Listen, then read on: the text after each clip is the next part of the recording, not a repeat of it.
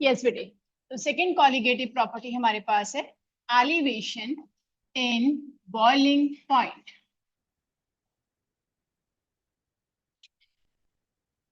अब आपसे कोई पूछेगा बॉइलिंग पॉइंट क्या होता है, तो आप बोलोगे द टेम्परेचर जहां पे कुछ चीज बॉयल हो रही है। नो, ऐसा नहीं होता है। ठीक है ना, तो क्या होता है आपके पास बॉइलिंग पॉइंट? बॉइलिंग पॉइंट होता है the temperature at which atmospheric pressure of pure solvent becomes equal to the vapor pressure of pure solvent। Solvent यानी लिक्विड। एग्जाम्पल ले लें, चलो वाटर, यानी जब वेपर प्रेशर ऑफ वाटर किसके इक्वल हो जाए? एटमॉस्फेरिक प्रेशर ऑफ वाटर के, तो उस टेम्परेचर को हम क्या बोलेंगे? Boiling point. क्लियर? तो हमारे पास ये आ जाएगा। तो डेफिनेशन लिखो पहले बेटी, फिर उसके बाद हम कंसेप्ट बनाएंगे। लिखो। हाँ, इसको नहीं बनाना है, सिर्फ हेडिंग डालनी है, एलिवेशन इन बॉइलिंग पॉइंट। पहले मैं डेफिनेशन बोलूंगी क्योंकि इसके अंदर पूरा फ्लो चार्ट बनाना है मुझे। लिखो बेटा, द टेम्परेचर, राजस डालो बेटा, हेडिंग डालो, एलिवेशन इन बॉइलिंग पॉइंट। नहीं, ये नहीं लिखना भी, इसमें और डालूंगी। पहले पहले डेफिनेशन लिखो, the temperature at which vapour pressure of pure liquid becomes equal to the temperature at which, हाँ पहले जो मैं बोल रही हूँ वो लिखना है साहिल। the temperature at which vapor pressure of pure liquid becomes equal to the atmospheric pressure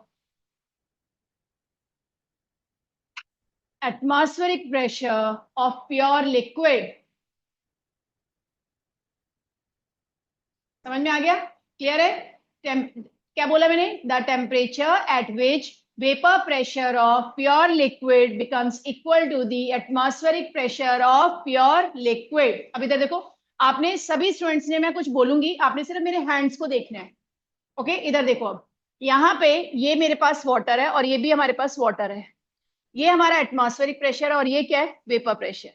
generally land पे एटमॉस्फेरिक प्रेशर कितना होता है? 1। ना मैं पानी के अंदर जा रही हूँ, ना मैं पानी से ऊपर यानी हाई एल्टीट्यूड पे जा रही हूँ, कहीं नहीं जा रही हूँ, लैंड पे खड़ी हूँ। तो द टेम्परेचर एट विच, इधर इधर इधर Hetal, the temperature at which vapour pressure becomes equal to atmospheric pressure. ये ठीक है? इधर हो गया बराबर। अब मैंने इसमें क्या मिलाया? नमक, चीनी, कुछ भी मिला दिया। तो वेपर प्रेशर में हमने क्या ऐड कर दिया? प्योर में कुछ सोल्यूट ऐड कर दिया। तो सोल्यूट ऐड करने से सरफेस पे सोल्यूट के पार्टिकल भी आएंगे, तो वेपर प्रेशर क्या हो जाएगा? डिक्रीज। हमेशा याद रखो, प्योर पानी में अगर आप कुछ मिलाओगे, कोई भी सॉल्ट मिलाओगे, तो वेपर प्रेशर हमेशा क्या होगा? डिक्रीज। अब एटमॉस्फेरिक प्रेशर यहां पर है, वेपर प्रेशर यहां आ गया। अब इसको कैसे इक्वलाइज करेंगे? वेपर्स कैसे ज्यादा बनेगी? जब हम टेम्परेचर क्या करेंगे? राइस। क्या करेंगे? Temperature rise. To increase the, equalise करने के लिए टेम्परेचर क्या करना पड़ेगा? इंक्रीज। तो this extra increase in temperature is known as elevation. अब इधर देखो कैसे बनाना है मैंने। यहाँ पे क्या है? The temperature at which atmospheric pressure of pure solvent, यानी वाटर का वेपर प्रेशर एटमॉस्फेरिक प्रेशर के क्या है? बराबर। अब इसमें हमने ऐड कर दिया, add non volatile and non ionic solute. सबने बोर्ड पे देखना है, लिखना किसी ने नहीं है कुछ। सोल्यूट एग्जांपल ले लो, लाइक शुगर, सॉल्ट, कुछ भी ऐड कर दिया। ऐड किया, उससे क्या होगा? वेपर प्रेशर ऑफ सॉल्यूशन जो फॉर्म होगा वो डिक्रीज हो जाएगा। सॉल्यूशन का वेपर प्रेशर पूरे चैप्टर में डिक्रीज होता है प्योर से, क्योंकि आपने उसमें कुछ मिला दिया है। ठीक है? अब मुझे किसके बराबर करना है? उसे एटमॉस्फेरिक प्रेशर के बराबर करना है। To equalise the vapor pressure of solution becomes atmospheric pressure of pure liquid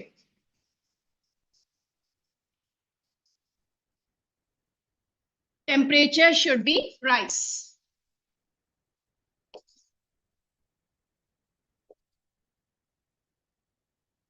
क्या करना पड़ेगा? टेम्परेचर बढ़ाना पड़ेगा। क्यों? क्योंकि टेम्परेचर बढ़ाओगे तो वेपर्स बनेंगी ज्यादा, वेपर ज्यादा बनेंगी तो वेपर प्रेशर बढ़ेगा, और वेपर प्रेशर बढ़ेगा तभी तो वो किसके बराबर आएगा? एटमॉस्फेरिक प्रेशर की। तो टेम्परेचर क्या कर दिया हमने? Rise. This extra increase in temperature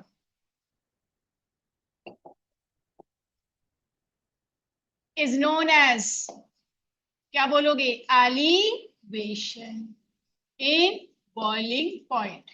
आ गया? तो इस टेम्परेचर को क्या बोलेंगे? प्योर का है, तो इसको क्या सिंबल देंगे? T not B. B for boiling, T for temperature, not for pure. Boiling temperature किसका है? प्योर। ये किसका होगा? T B. क्या हो गया? बॉइलिंग टेम्परेचर किसी का भी हो सकता है। अब कौन सा ज्यादा हुआ है? ये वाला ज्यादा किया है या ये वाला ज्यादा किया मैंने टेम्परेचर? ये वाला ज्यादा किया है या नहीं? ये तो उतना ही है, ये तो दोनों मेरे हैंड्स हैं, इसको थोड़ा इंक्रीज किया है। जब ये कम हो गया तो मैंने इसके लिए टेम्परेचर बढ़ाया। तो जब एटमॉस्फेरिक प्रेशर वेपर प्रेशर के बराबर था, उसमें मैंने जैसे ही नमक और शुगर मिलाया, वेपर प्रेशर क्या हो गया? डिक्रीज। इसको बराबर लाने के लिए एटमॉस्फेरिक प्रेशर के लिए मुझे टेम्परेचर बढ़ाना पड़ा। ये जो एक्स्ट्रा टेम्परेचर बढ़ाया वो ये टीबी बढ़ाया। तो टीबी इज ग्रेटर देन किससे? T not. तो क्या होगा? TB is always greater than T not, and the difference between TB minus T naught B is equal to, क्या हो गया? Delta TB. What is delta TB? Change in boiling point, elevation in boiling point, raise in boiling point, increase in boiling point, कुछ भी हो सकता है। Clear? और ये हमारे पास फॉर्मेट हुआ। क्लियर? समझ में आ गया? तो बॉइलिंग पॉइंट क्या होता है? What do you mean by boiling point? ये नहीं बोलोगे मैम पानी बॉयल हो रहा है। क्या होता है? द टेम्परेचर जहां पे वेपर प्रेशर किसके इक्वल है? एटमॉस्फेरिक प्रेशर की। जब हमने कुछ नमक या चीनी मिलाई, क्या हुआ? Vapour pressure decrease. उसको वापस बढ़ाने के लिए, वेपर बढ़ाने के लिए टेम्परेचर क्या कर दिया? इंक्रीज। और इंक्रीज करके वो किसके बराबर आ गया वापस? एटमॉस्फेरिक प्रेशर की। तो जो हमने एक्स्ट्रा इंक्रीज किया टेम्परेचर, वो क्या हो गया हमारे पास? एलिवेशन। हाँ बेटा, आयनिक वाला भी आएगा। अभी हमने नॉन टॉपिक पूरा चल रहा है कॉलिगेटिव प्रॉपर्टी में, non volatile and non ionic. Volatile में तो फिर कुछ फर्क नहीं पड़ेगा, पूरा चैप्टर रॉल्स का नॉन वोलेटाइल का है। वोलेटाइल नहीं डालना है। वोलेटाइल में लिटिल बिट वेपर प्रेशर का फर्क पड़ता है, वो हम एग्जाम में नहीं कर सकते। बहुत स्मॉल वैल्यू होती है, हाईली सेंसिटिव, आपको लेना पड़ेगा कोई थर्मामीटर, क्योंकि टेम्परेचर कौन सा बढ़ा है? बॉइलिंग टेम्परेचर किसका बढ़ा है? तो फिर टी नॉट बी के थोड़ा बराबर किया, एटमॉस्फेरिक प्रेशर के बराबर किया है।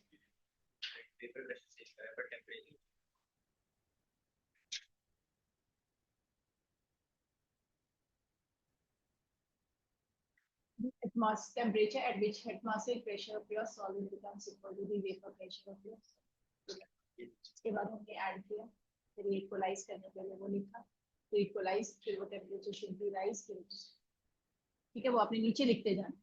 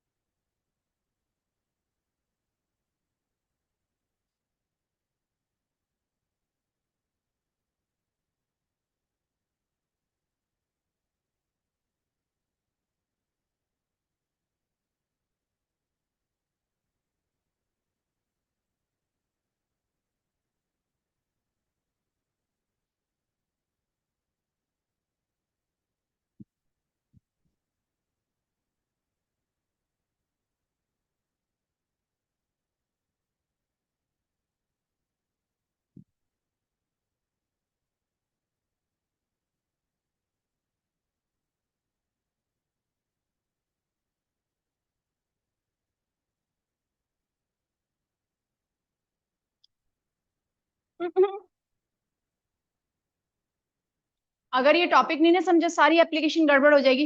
यहाँ बैठ जा, इधर आ रहा।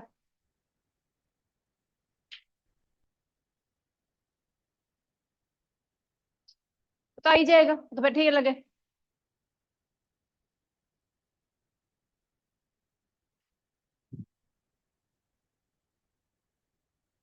आई बात समझ में क्या चीज हो रही है? एटमॉस्फेरिक प्रेशर, इसको ऐसे समझना है, इसको अगर आप सेंटेंस में लिखोगे ना समझ में नहीं आएगा। एटमॉस्फेरिक प्रेशर किसके बराबर है? वेपर प्रेशर, प्योर का। जब हमने नमक चीनी कुछ मिलाया, वेपर प्रेशर हो गया डाउन, हुआ डाउन। डाउन को वापस एटमॉस्फेरिक प्रेशर के लिए लाने के लिए टेम्परेचर हमें एक्स्ट्रा बढ़ाना पड़ेगा। तो कौन सा टेम्परेचर बढ़ाया है मैंने? सॉल्यूशन का। उस सॉल्यूशन के टेम्परेचर का सिंबल क्या है? टीबी। तो TB is greater than always T not be. Clear है? समझ में आ गया? डालो। पॉइंट्स नहीं समझोगे तो सारे एप्लीकेशन बेस्ड क्वेश्चंस गलत हो जाएंगे। परसों का फॉर्मेट सुन लो, आपका 50 to 60% आपके बोर्ड्स में सारा एप्लीकेशन एंड कंसेप्चुअल बेस्ड आएगा पेपर। यानी 70 में से आप मान के चलो 50%, 35 to 40 क्वेश्चंस आपके मार्क्स के जो है वो सारे कंसेप्चुअल एंड एप्लीकेशन में आएंगे इन ऑल सब्जेक्ट्स। समझ में आ गया? ये बोर्ड्स के पेपर के लिए बोल रही हूँ, परसों आई है जो न्यूज। हाँ जी, सारा पेपर अब case studies and application based आएगा, तो अगर दिमाग नहीं लगाया सारा गड़बड़ हो जाएगा। लास्ट ईयर से 30% आया था तो ही हल्ला मच गया था, फिजिक्स का पेपर बहुत हार्ड आया है। इस बार 50% कर दिया, देखो कितना हल्ला और मचता है। तो not depends only derivations and numericals, सारे पॉइंट्स को क्लियर करना है, सबकी applications, why it is possible and so, और क्यों नहीं है पॉसिबल, क्या हो रहा है इसके अंदर, सब पता होना चाहिए।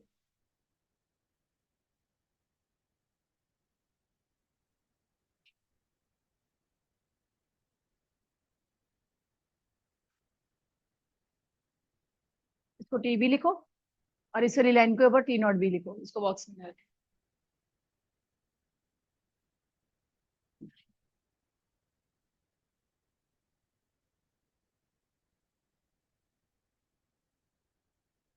आ गया?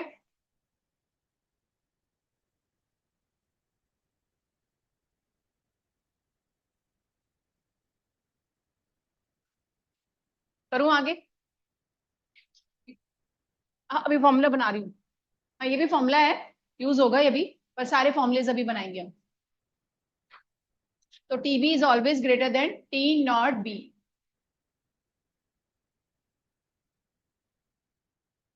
To equalize, the vapor pressure of solution becomes atmospheric pressure of pure liquid. Temperature should be increases or rise. This extra increase in temperature is known as elevation in boiling point. ठीक है? ये नहीं कि मैंने ऊपर चढ़ाया तो आप भी ऊपर ही नीचे लिख सकते हो, आपकी नोटबुक में स्पेस है। कौन सा वाला रब कर दूं? कर दूं?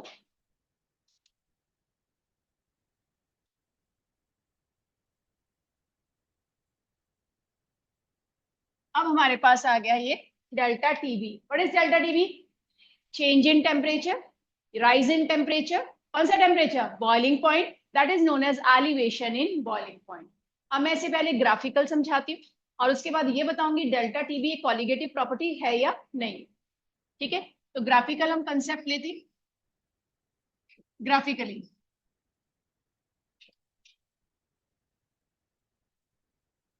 ये लिया मैंने, इधर इधर देखो पहले, इधर लिया वेपर प्रेशर और इधर ले रहे हम टेम्परेचर, और यहाँ पे ले लिया हमने 1 एटमॉस्फेयर। अच्छा, फर्स्ट डेफिनेशन क्या बोली थी? वेपर प्रेशर किसके इक्वल होता है? एटमॉस्फेरिक प्रेशर के। तो जब वेपर प्रेशर 1 एटमॉस्फेरिक प्रेशर के बराबर आ जाएगा ये, तो उस टाइम क्या होगा? Boiling point of pure liquid, यानी टी नॉट बी। समझना है यार, लिखो बाद में यार प्लीज। वेपर प्रेशर धीरे धीरे बढ़ता बढ़ता कहाँ पहुंच गया? एटमॉस्फेरिक प्रेशर के बराबर हो गया। तो when vapour pressure becomes equal to the atmospheric pressure, ये क्या बन गया? T not B. ये किसका है? प्योर सॉल्वेंट का। यस। अब हमें एक्स्ट्रा टेम्परेचर देना पड़ेगा, तो टेम्परेचर हमने एक्स्ट्रा दिया, ये क्या बन गया? T B. यस। ये किसका? तो एक्स्ट्रा टेम्परेचर जो हमने दिया है वो ये रहा, डेल्टा टी बी। यस और नो? ओके। अब मुझे बताओ यहाँ पे क्या है? Vapour pressure 1 atmosphere. जब हमने सॉल्यूशन बनाया तो वेपर प्रेशर डिक्रीज हुआ या इंक्रीज हुआ? जब मैंने सॉल्ट डाला वेपर प्रेशर सॉल्यूशन का इंक्रीज हुआ या डिक्रीज हुआ? डिक्रीज। वो ये रहा। तो ये वाला पॉइंट यहां से यहां तक, व्हाट इज दिस? क्या ये? Delta P. ये किसका है? सॉल्वेंट का। ये किसका है? सॉल्यूशन का। लोअरिंग इन वेपर प्रेशर, याद रखना पिछली बार बताया था, सॉल्यूशन का वेपर प्रेशर कम होता है, सॉल्यूशन का बॉइलिंग पॉइंट बढ़ता है। तो वेपर प्रेशर पहले प्योर का पानी का कितना था? ये रहा। पानी और नमक का कितना है? ये रहा। डिफरेंस क्या आ गया? ये क्या है? Boiling point. ऊपर वाला क्या है? Delta T. क्लियर? समझ में आ गया? आ जाओ। बोलो ग्राफ में कोई प्रॉब्लम या दोबारा बताऊं? दोबारा सुन लो, रब कर देते हैं। मैं पहले ही बोल रही हूँ आज का टॉपिक काफी कॉम्प्लिकेटेड है, इसलिए मेरे साथ मत लिखो, मत लिखो, सिर्फ समझो, समझने के बाद लिखो। बार बार नहीं बोलूंगी, डिस्टर्बेंस आपको होगी, टॉपिक पूरा। ठीक है? ये मैंने लिया vapour pressure. When vapor pressure become equal to atmospheric pressure, उसे क्या बोलते हैं? Boiling point. किसका? प्योर का। ये वेपर प्रेशर हो गया एटमॉस्फेरिक प्रेशर के बराबर। और यहाँ पे लाइन आ गई किसकी? पानी की, यानी pure solvent. When vapour pressure धीरे धीरे बढ़ता बढ़ता 1 एटमॉस्फेयर के बराबर हो गया, इसे बोलते हैं हम T not B, according to their definition. हो गया? अब जब हमने इसमें सॉल्यूशन मिलाया तो वेपर प्रेशर डिक्रीज हो गया, ये वाली लाइन कम हो गई, ये देखो वेपर प्रेशर की लाइन है ये। ठीक है? तो अब ये वेपर प्रेशर हो गया इतना, ये वेपर प्रेशर था इतना। ठीक है? कम हो गया, बट टेम्परेचर क्या हो गया? इंक्रीज हुआ टेम्परेचर। ये टेम्परेचर इसके बराबर यहाँ पे पहुंचेगा, ये आ गया टी बी। और ये चेंज इन टेम्परेचर, ये क्या हो जाएगा? Delta T B. और ये क्या हो जाएगा? कमी, डेल्टा टी। आगे बिल्कुल ग्राफ, डेल्टा टी बी, और ये क्या बना दिया हमने? Delta P. तो मुझे बताओ, क्या delta TB is directly proportional to delta P? यानी जितनी वेपर प्रेशर में कमी होगी उतना ही आपको टेम्परेचर इंक्रीज करना पड़ेगा। यस और नो? देखो जरा, इनवर्सली नहीं लिखते, मीनिंग तो समझ लो क्या है। Lowering in vapor pressure is directly proportional to elevation in boiling point. जितना वेपर प्रेशर सॉल्यूशन का कम होगा उतना ही बॉइलिंग पॉइंट सॉल्यूशन का बढ़ेगा। इनवर्सली क्यों लिखूंगी मैं? डेल्टा लिख रही हूँ ना आगे। तो जितना वेपर प्रेशर सॉल्यूशन का कम होगा उतना ही डेल्टा टीबी यानी बॉइलिंग पॉइंट ऑफ सॉल्यूशन बढ़ेगा। यस और नो? बिल्कुल क्लियर है? यहां तक आ गया? ओके। अब आपको प्रूव करना है। प्रूव क्वेश्चन आता है that delta TB is a colligative property. How to prove? Colligative property का मतलब क्या होता है? डेमोक्रेसी। डेमोक्रेसी किस पे डिपेंड करती है? Number of persons. यहाँ पे क्या इस पे डिपेंड करेगी? Number of moles. तो क्या डेल्टा टीबी एक कॉलिगेटिव प्रॉपर्टी है? यस और नो? Justify your answer. तो हम उसी को कर रहे हैं। ठीक है? तो वी नो डेल्टा टीबी किसके डायरेक्टली प्रोपोर्शनल है। So answer delta TB is directly proportional to delta P according to graph. Yes, we know P naught A minus PS upon P naught A is equal to क्या होता है? XB. If vapor pressure of pure solvent is equal to atmospheric pressure, तो P naught A जो ये नीचे है ये कितना हो जाएगा? 1 एटमॉस्फेयर होगा। ऊपर वाला तो डिफरेंस में वो कुछ नहीं होगा, नीचे वाला अकेला बेचारा इसलिए उसके ऊपर हो जाएगा। एक्स भी तो बताइए n B upon N A plus n B होता है, तो फॉर्मूला क्या बनेगा? So P naught A minus P S upon P naught A is equal to 1 की जगह क्या लिख दू? 1 is equal to x B. यहां तक आया समझ में? यस और no? Okay. Now second, what is x B? क्या होता है एक्स बी? बोलो जरा क्या होता है? Okay, we know X B is equal to N B upon N A plus N B. if pure solvent is water. तो Na is equal to 1000 upon 18, that is कितना 55.5. Yes, and 55.5 is greater than किससे Nb. So XB is equal to क्या हो जाएगा Nb upon Na. पहले इतना ही लिखो, graph बनाओ भाई, समझना है, क्योंकि मैं बार बार ये नहीं बोलूंगी, देखो देखो देखो गड़बड़ हो जाएगी, कॉन्सेप्ट को समझना है। आया? तो जितना वेपर प्रेशर में कमी होगी उतना ही टेम्परेचर बढ़ाना पड़ेगा, सिंपल सी बात है, माने आ गया? जितना वेपर प्रेशर में कमी होगी तुझे उतना ही टेम्परेचर बढ़ाना पड़ेगा, और वेपर प्रेशर में कमी होगी होगी हमेशा, हमेशा ध्यान रखो, ठीक है?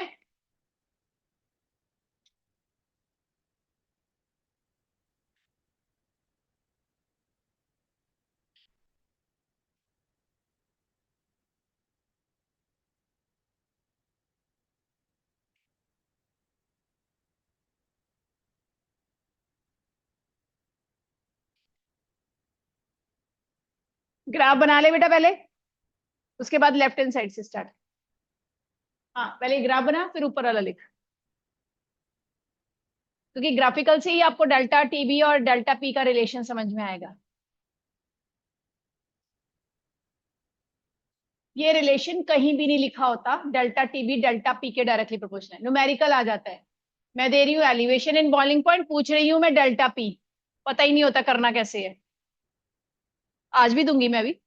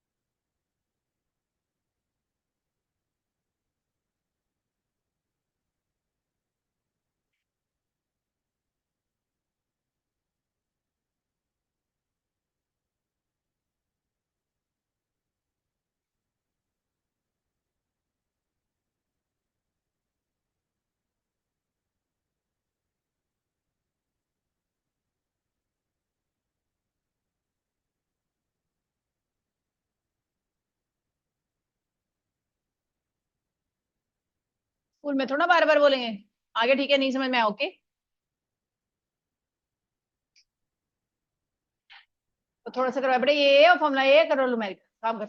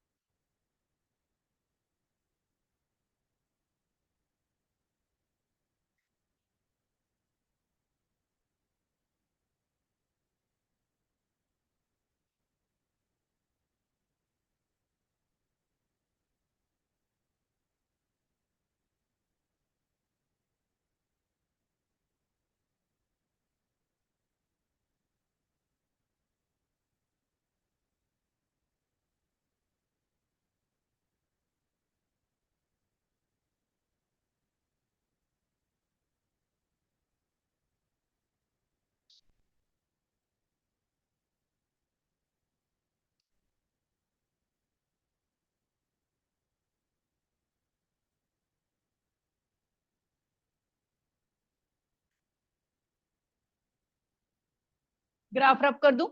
ग्राफ बना लिया सबने? यस और नो? इसका रह गया ग्राफ। तो ग्राफ में हमें क्या शो हो रहा है कि डेल्टा टी कम हो रहा है, तो डेल्टा टी भी बढ़ रहा है। जितना लोअरिंग होगी उतना ही बॉइलिंग पॉइंट एलिवेट होगा। ठीक है।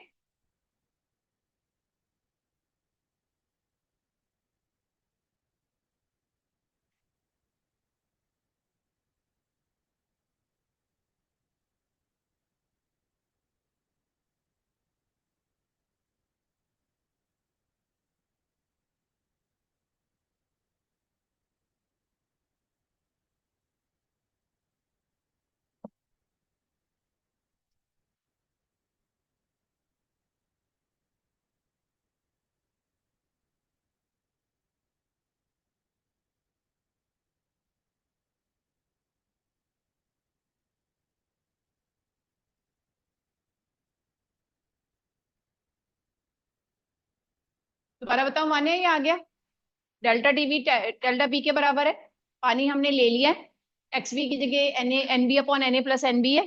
बी की वैल्यू बहुत स्मॉल है 55.5 से, तो हमने उसको कैंसिल कर दिया। 1000 क्यों लिया है? क्योंकि डेंसिटी वाटर की 1 होती है, तो ग्राम हमारे पास 1000 आएंगे। नंबर ऑफ मोल्स कैसे निकालते हैं? मास अपॉन मॉलिक्यूलर मास से। ये क्या है इसका? मास। और ये वाटर का क्या है बेटे? Molecular mass. ठीक है, ये आ गया हमारे पास। करूं अब आगे? ओके, इधर देखो अब। ये आपके पास फॉर्मूला आ गया। नाउ आपके पास P naught A minus P S is equal to N B upon 55.5। 55.5 क्या वैल्यू है? फिक्स। अगर हम किसी फिक्स वैल्यू को हटा देते हैं तो यहाँ पे कौन सा आ जाता है sign? Proportional. So P naught A minus P S is directly proportional to N B. तो delta P is directly proportional to N B. ये आ गया आपके पास। ये हमारा था फर्स्ट फॉर्मूला। ये आ गई इक्वेशन 1 और ये आ गई इक्वेशन 2।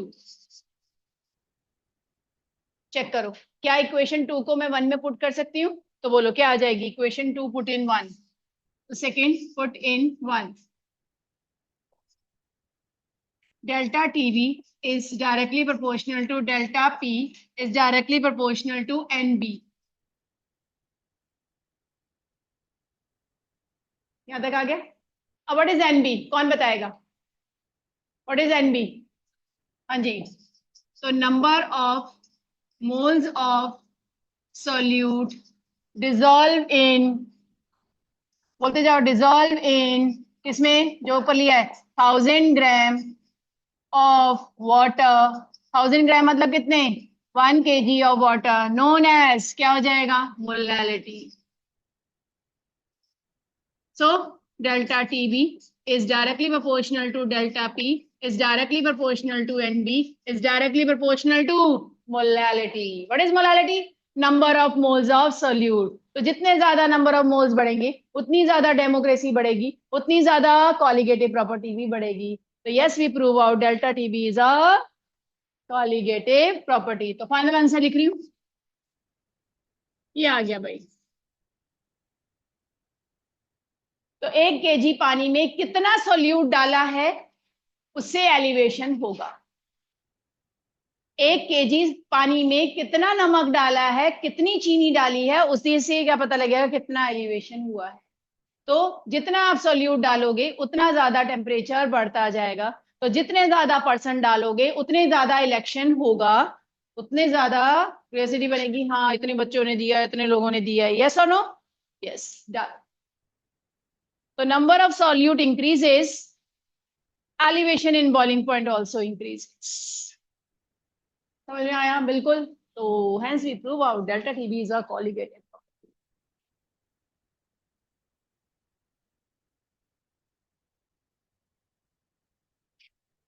मैं सीधा भी लिख सकती थी जैसे आपके स्कूल में या बाकी टीचर्स यहाँ पे करते हैं।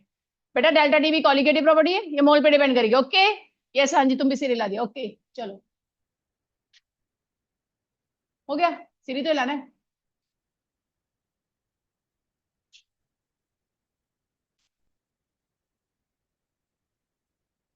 किसी ने उल्टा आगे नहीं पूछोगे? हाँ जी, how it is possible? Okay, बोल चुके पहले तुम्हें। Delta TB is directly proportional to moles.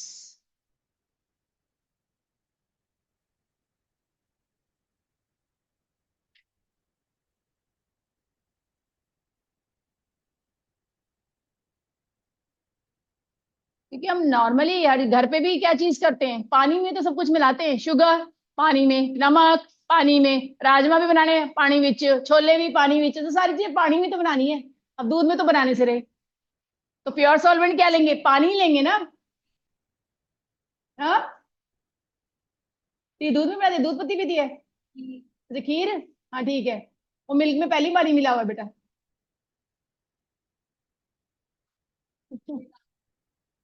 अरे बेटा वो सोल्यूट नहीं है, वो तो फ्लेवर डाल रहे हो आप, इसका कोई वो बॉयल थोड़ा हो रहा है, बॉइलिंग पॉइंट थोड़ा बढ़ रहा है, इसका फ्लेवर्स।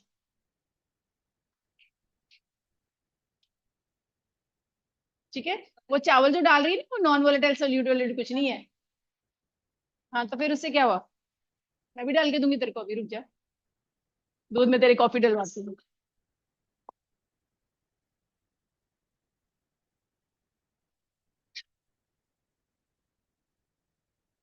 तो हमारे पास आ गया डेल्टा टीबी क्या है, एक कॉलीगेटिव प्रॉपर्टी है, ये पता लग गया प्रूफ। अब हम बनाते हैं फॉर्मूलाज, ग्राफ आ गया समझ में, जस्टिफाई भी हो गया।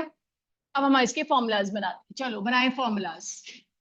अब मैं वो फॉर्मूलेज लिख रही हूँ जो मुझे न्यूमेरिकल काम में है।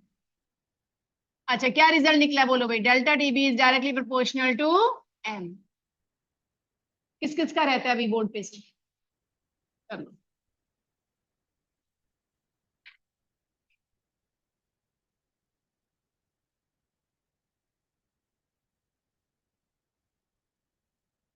ये चैप्टर के पीवाईक्यू सबसे ज्यादा तंग करते हैं ये, और एक अगला इलेक्ट्रोकेमिस्ट्री, कुछ आगे तंग करेंगे, करके देखो पीवाईक्यू।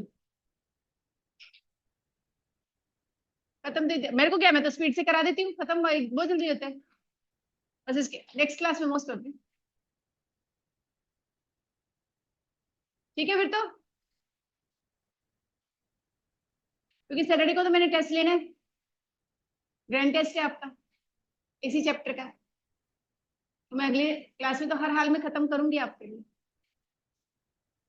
बनाऊंगी आटा आज बैठ के।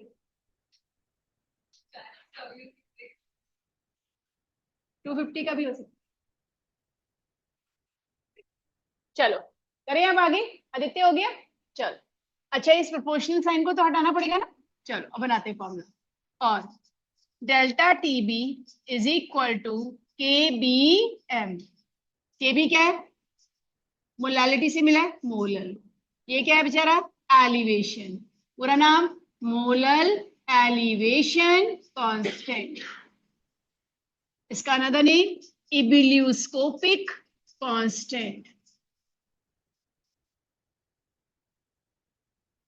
ये आ गया आपका सीबीएसई का main formula, delta TB is equal to K B M. ठीक है ओके। अब आता है second MCQ, KB depends on, ठीक है ना साहिल, मैंने नहीं बताया, सपोज तूने बताना है। K B depends upon nature of solute, nature of solvent, nature of solution, all of these.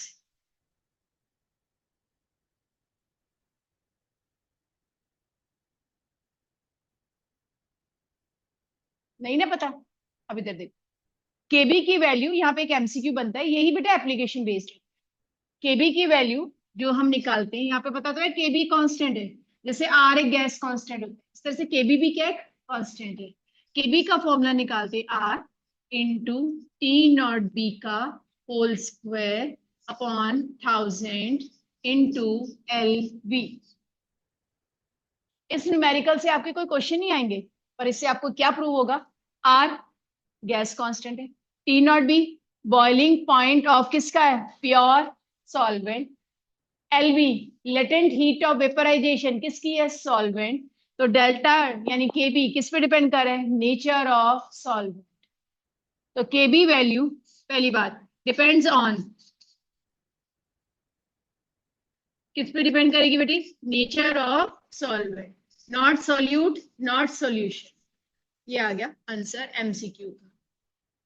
अब आर मैम क्या होगा, टी नॉट बी क्या होगा, और ये क्या होगा वो बता रही हूँ, सुनोगे। अब इसकी जरूरत नहीं है तो इसको हम लर्निंग नहीं, बट हाँ अंडरस्टैंडिंग के लिए आपको पता होना चाहिए। फर्स्ट, अगर हम सॉल्वेंट ले रहे हैं वाटर, तो टी नॉट बी क्या होगा, बॉइलिंग पॉइंट ऑफ वाटर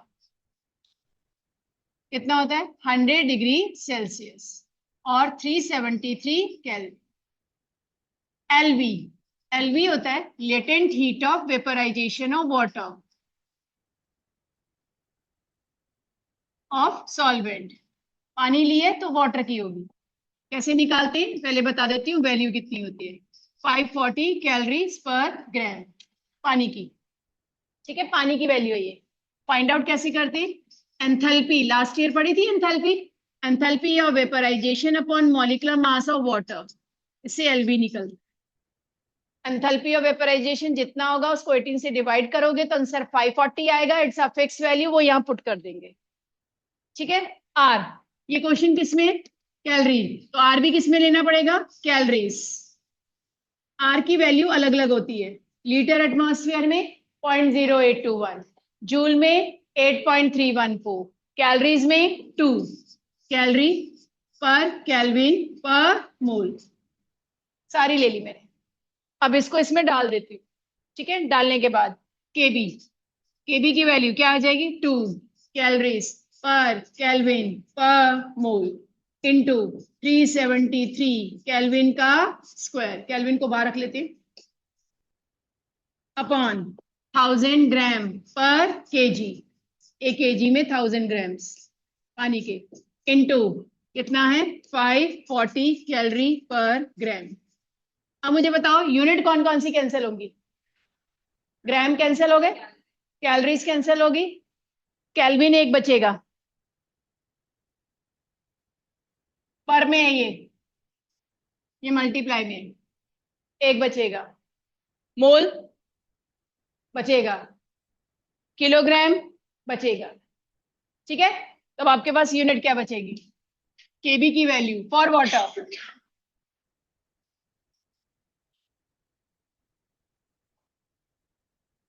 मोल पर केजी किसकी यूनिट होती है, मोल पर केजी किसकी होती है, मोलालिटी, तो केजी पर मोल क्या होगा, इनवर्स ऑफ मोलालिटी, तो क्या हो जाएगा,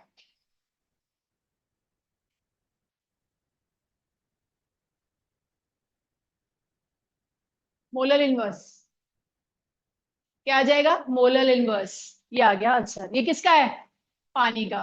तो आपको लर्न क्या करना है, फर्स्ट ये सेकंड फॉर्मूले के लिए नेचर ऑफ सॉल्वेंट, थर्ड केबी की वैल्यू वाटर के लिए पेपर में नहीं दी होती, ये आपको लर्न होनी चाहिए क्योंकि water is a universal solvent. क्या वैल्यू है 0.52 केल्विन किलोग्राम पर मोल या केल्विन पर मोलल। अब ये जो बीच में क्लाउड बनाया है ये आपके लिए, हाँ मर्जी है, लिखना तो पड़ेगा ही पुत्र, लिख लो, इन्हें अपने लिए तो लिखा नहीं, मैं तो फिर कहती छोड़ दो।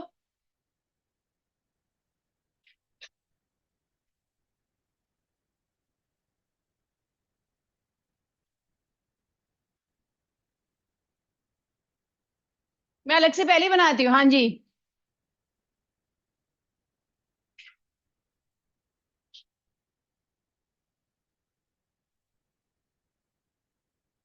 तन्वी मोलालिटी का फॉर्मूला बोलो,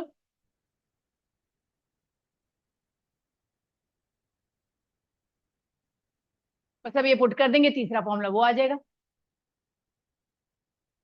अर्श, मोलालिटी का फॉर्मूला,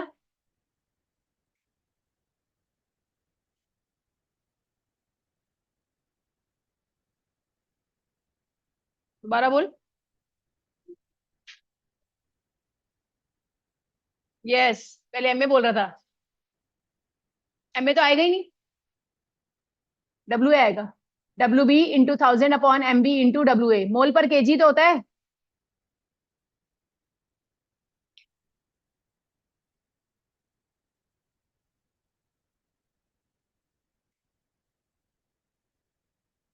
किधर, मोलालिटी का फॉर्मूला बोलो।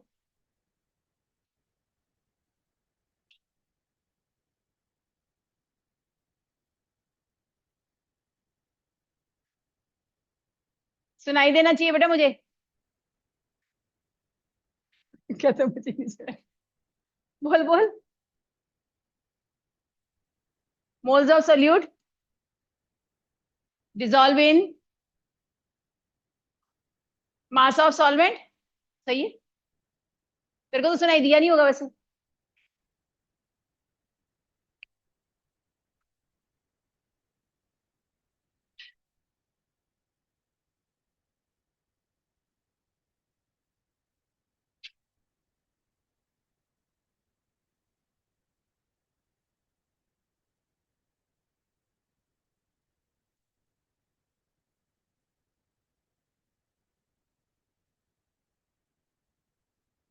क्योंकि एक बार नॉलेज होनी चाहिए, उसके बाद जो जो नहीं करना है वो मैं क्लाउड में बीच में डाल ही रही हूँ। जस्ट फॉर नॉलेज के लिए पता होना चाहिए व्हाट इज एलबी। कई बार एलबी दे दिया, क्या करोगे यार। एमसीक्यू तो कहीं से भी आ सकता है ना।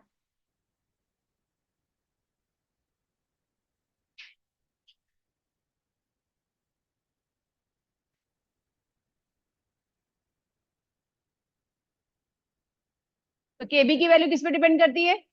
Nature of solvent. अगर नेचर ऑफ सॉल्वेंट पानी है तो 0.52 होगी। नेचर ऑफ सॉल्वेंट में CH2 है तो वैल्यू अलग होगी। बेंजीन है, वैल्यू अलग होगी। ईथर है, वैल्यू अलग होगी। क्योंकि हर सॉल्वेंट की केबी वैल्यू क्या होती है? डिफर। ठीक है, each solvent has differ KB value. Her solvent की केबी वैल्यू अलग होगी क्योंकि उसकी एलवी वैल्यू अलग होगी। ठीक है, बॉइलिंग पॉइंट भी अलग होगा।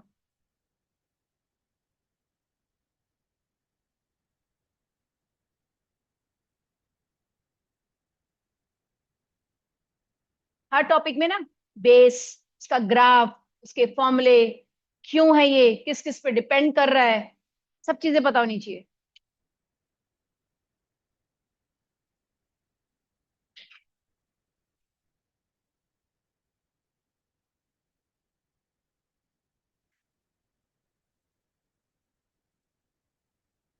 परसों ये मोस्ट प्रोबेबली चैप्टर खत्म है। अगर लिटिल बिट रह गया तो वो मैं टॉपिक नहीं डालूंगी टेस्ट में। ठीक है, समझ में आ गया? क्लियर है सभी को, समझ में आ गया? हाँ, मोस्ट प्रोबेबली तो खत्म हो ही जाएगा क्योंकि मुझे एक कॉलिगेटिव और प्रॉपर्टी करवानी है और वांट ऑफ फैक्टर करवाना है। बस दो ही चीजें रह जाएंगी।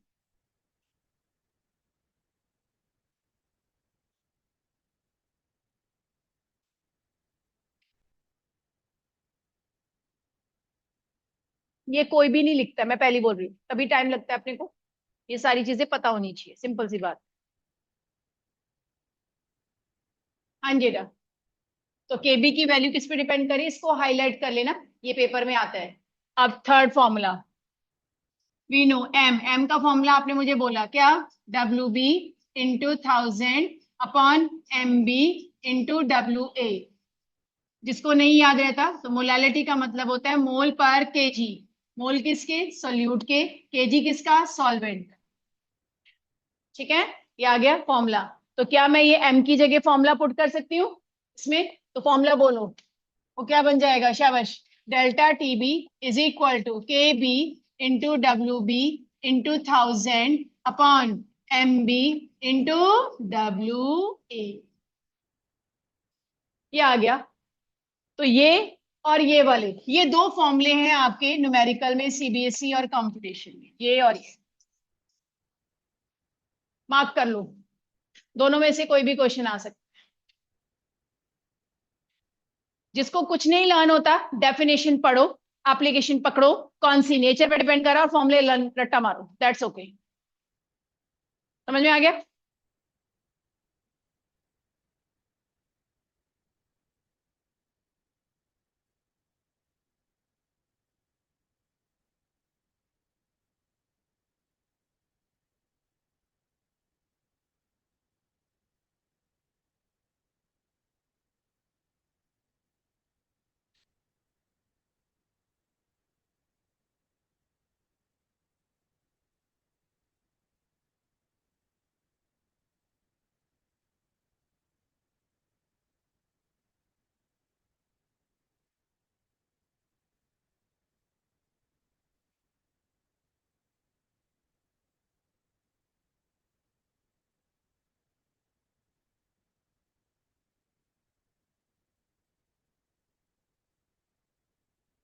करें।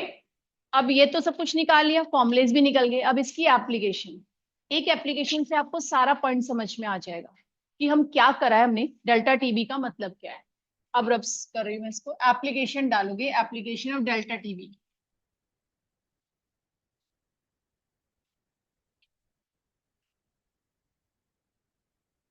अब समझना है प्लीज, जो एप्लीकेशन है उससे आपको अपनी डेली लाइफ की सारी थीम समझ में आ जाएगी। ठीक है, एप्लीकेशन, मैं वेजिटेबल भी ले सकती हूँ, राजमा छोले भी ले सकते हैं, एग भी ले सकते हैं, कुछ भी ले सकते हैं नॉर्मल। एप्लीकेशन में हम क्या लेते हैं, आपके ज्यादातर एग्जांपल्स एग्स और इस तरह से आते हैं, तो मैं भी वही एग्जांपल ले ली। मैंने एग को प्योर वाटर में डाल दिया, मैंने आरओ का पानी लिया और एग को डाल दिया। ठीक है, अब वाटर जो हो रहा है का बॉइलिंग पॉइंट कितना होता है, 100 डिग्री सेल्सियस, और आपका एग बॉयल होना शुरू हो गया। बट साथ मैंने अब इसमें डाल दी add some non volatile salts,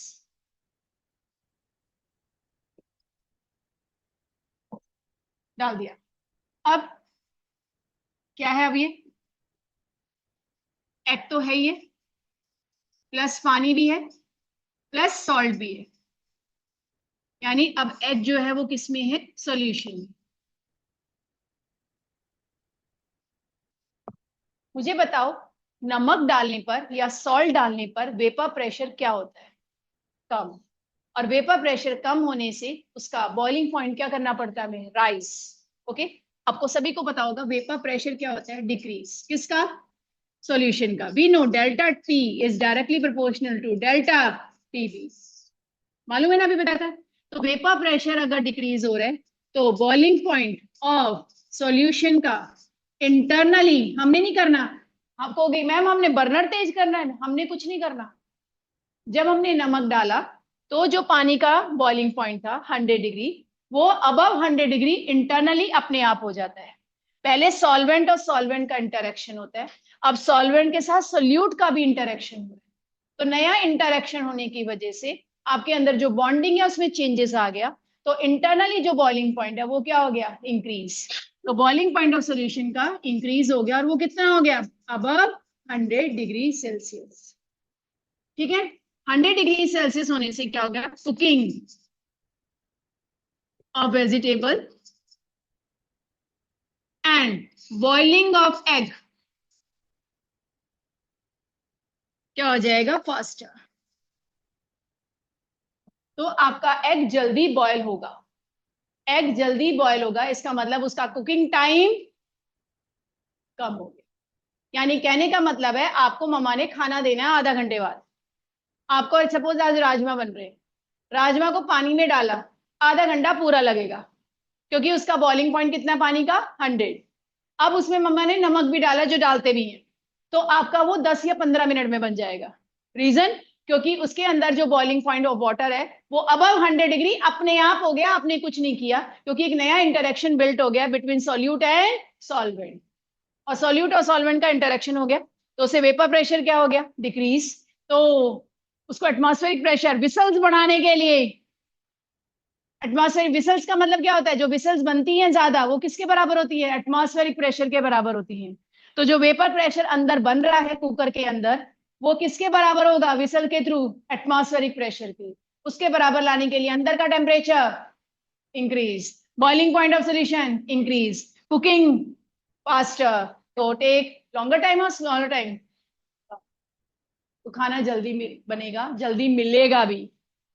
ठीक है, तो आपके पास मैंने कुछ नहीं करना है, इसलिए कंफ्यूज मत होना कि मैम आपने बर्नर का टेम्परेचर बढ़ाया, वो दूसरा बैच में से मैंने कहा बर्नर का कुछ नहीं किया। मैंने एक रखा फुल गैस पे, दूसरा भी रखा फुल गैस पे, दो कंटेनर लिए, एक को बिना नमक के, एक को विद नमक। एक को अगर आधा घंटा लग रहा है, दूसरे को 10 मिनट लगेगी, सिंपल सी बात है। क्यों, क्योंकि अंदर का वेपर प्रेशर क्या हो गया दूसरे में, कम, और जब विसल्स बनेंगी वो जल्दी जल्दी बनेंगी, उसको बराबर लेने के लिए अंदर का टेम्परेचर बढ़ना शुरू हो जाएगा, विसल जल्दी जल्दी आएंगी, जब विसल जल्दी जल्दी आएंगे तो खाना जल्दी पकेगा। समझ में आया, बिल्कुल क्लियर है। और इसी तरह से अगर एग को बॉईल करना है ओपन कंटेनर में, एग का बॉइलिंग पॉइंट 100 से जल्दी होगा तो वो जल्दी जल्दी बॉयल होगा, तो कुकिंग टाइम कम लगेगा। ये है, हाँ जी बोलो।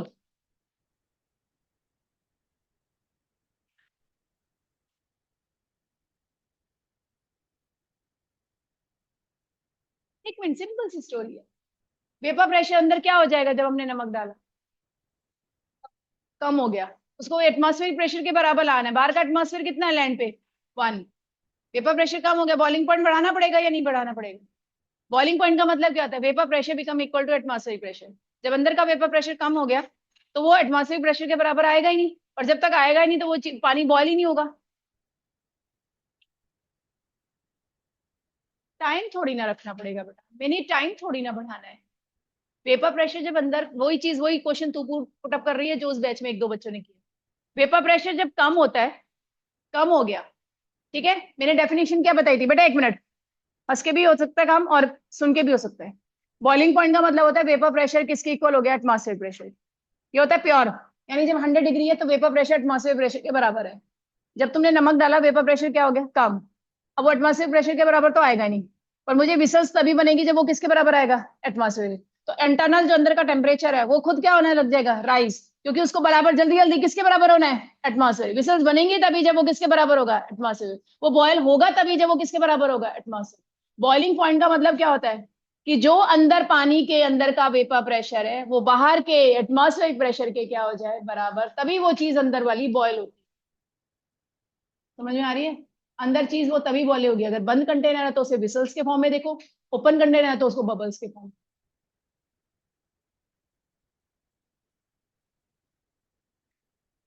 जब इंटरेक्शन कम या ज्यादा होता है तो क्या होता है? एंड जो नया इंटरेक्शन बना है वो वीक है या स्ट्रॉन्ग है?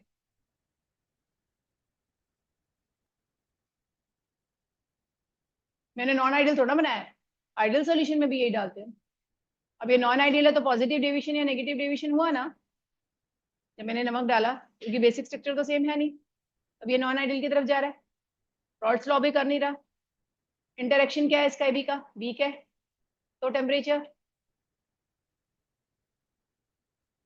प्योर तेरा और मेरा, तेरा खुद का अपने से इंटरेक्शन स्ट्रॉन्ग है, किसी और पर्सन के साथ तेरा इंटरेक्शन कम है, तो इस इंटरेक्शन को क्या करेगी तू? कम है तो